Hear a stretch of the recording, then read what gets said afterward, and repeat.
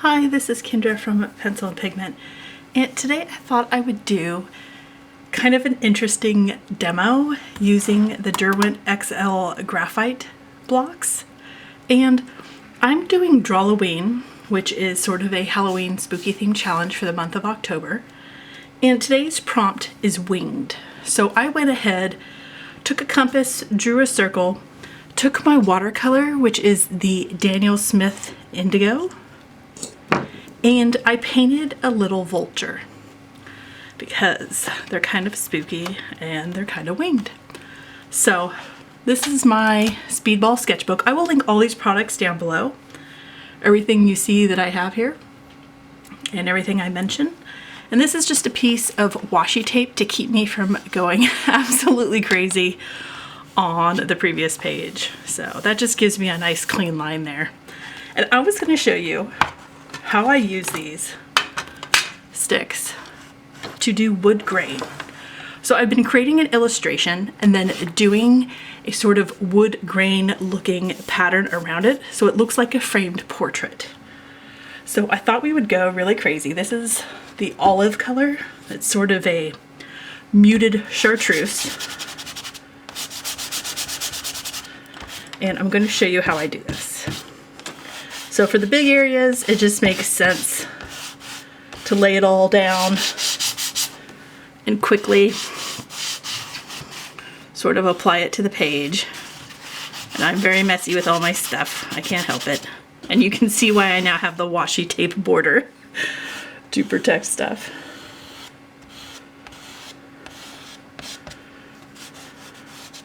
And you're gonna see what I do and why I do it. And I'll try and explain all this stuff as best as possible. I don't do a lot of demos on here, but I thought this might be a fun one. I don't know. It's kind of in the end of the weekend mood.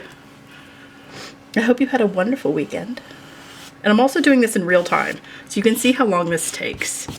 I won't be editing or speeding this up, but I will be moving fairly quickly. So here is, think of this as a large pipette that holds a ton of water, and I constantly add water to these sticks.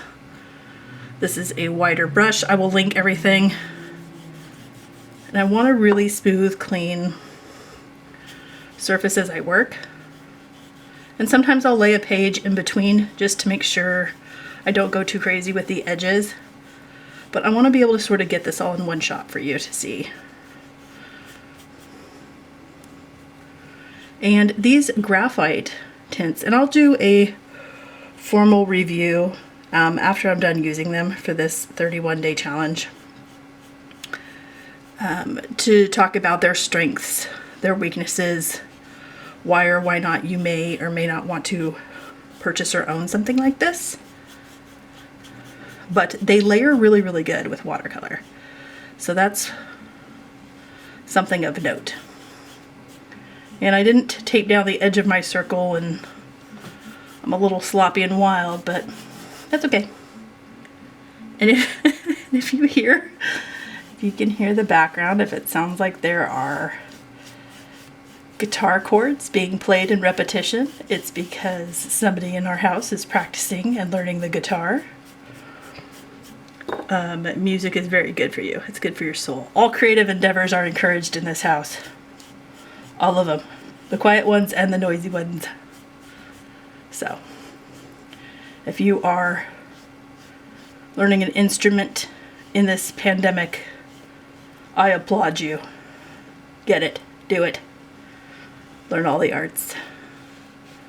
All right.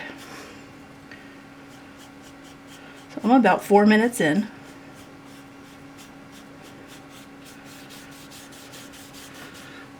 And you can use a broad brush for really wide strokes or a narrower flat brush for very lean strokes. I just kind of want to even up the pigment a little bit. It looks a little splotchy in some areas, so that's what I'm doing. And I apologize because my hand's in the way, but I have a flip screen on my camera, and this is kind of the only way I can make sure everything's in focus and in view, is if I hold it at this angle, and I am right-handed. So Again, I apologize. We're all doing the best that we can with the equipment we have. So here's my background of the olive, and I will add some other colors with that, but I thought we would get initially kind of weird with it. Now, I have the indigo all laid out in this 6-pan well. This is like a $1 plastic thing.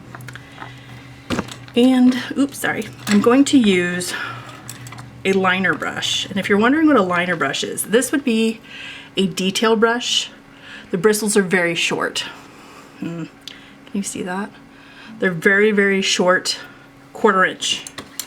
This is a liner brush. The bristles are disproportionately long. So this is where it sort of the ferrule ends, and this is where the brush tip ends. It's about 1/2 inch, 3/4 inch. And I'm going to dip it in the watered down paint. And the liner brush is very good for lines. And when you press down, they get wider. When you lift gently, they get thinner. And you do varying widths, lengths.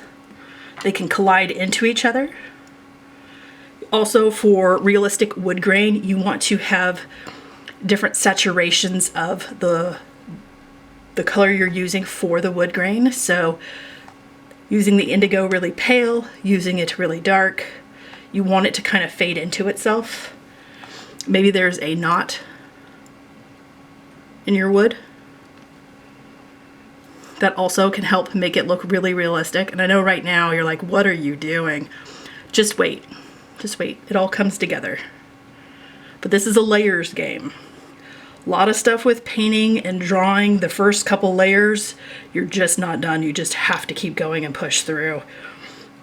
And some people will call that, oh, that's the ugly phase. Well, okay. I just call that the first or second layer, and you just keep going. So that's what we're doing. I hope we're having a wonderfully productive sort of weekend.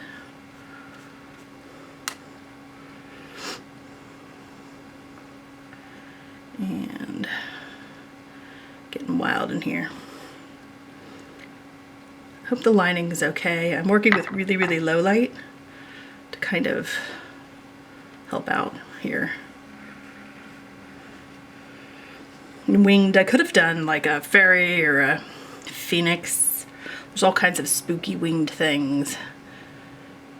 And wood grain it's not evenly spaced. Nothing about wood grain is even. So for a perfectionist, you don't want to adhere to those rules of even spacing, even thickness, even saturation. Nothing about this should look even. Everything should look organic and sort of on its own, doing its own thing. And some of this is kind of, blooming because the layer of the olive wasn't quite dry, and that's okay. We're just going to go with that too. It's all right. We'll go with it all.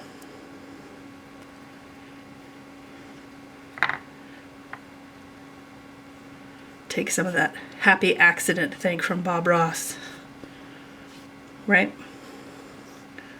The imperfections are perfection.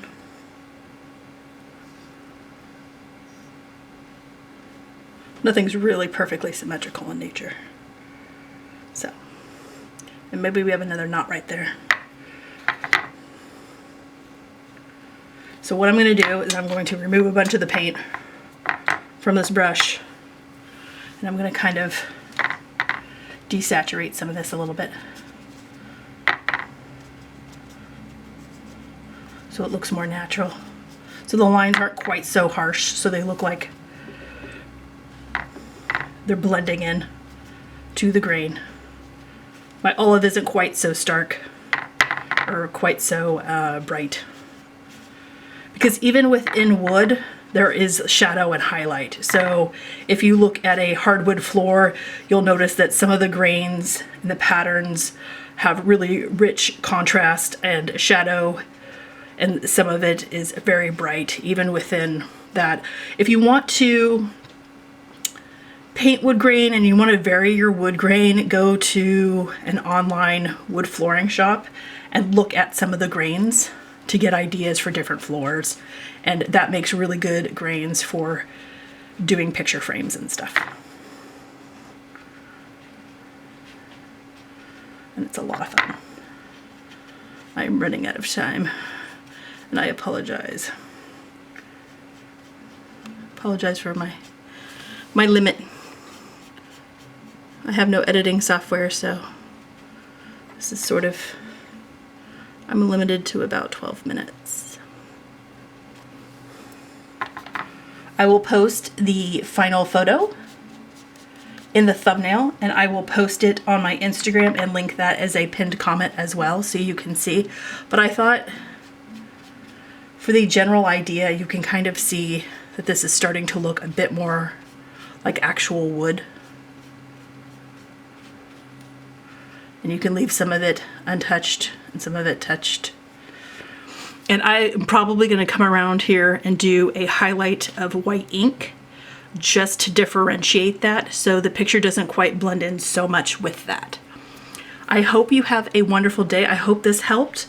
These graphite tints layer really well with the watercolor. You can add them on top, and then I might even go in and dust a little bit more graph tint of another color on top of this layer of watercolor.